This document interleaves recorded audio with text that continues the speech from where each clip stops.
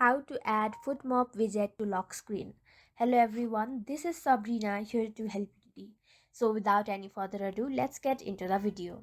So tap and hold your home screen, go to settings, or you can just go to widgets if there is no option of widgets in your settings. Then find your Fotmob application.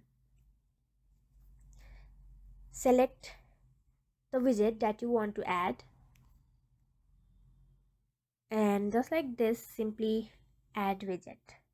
But if you want to add it in your lock screen, it might not be possible in all the devices.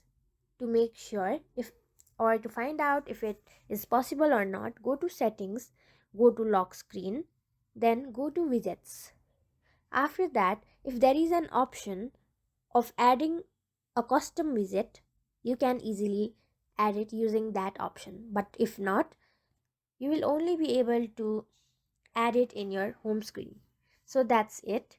Thank you for watching this video. Make sure to like, share and subscribe to our YouTube channel.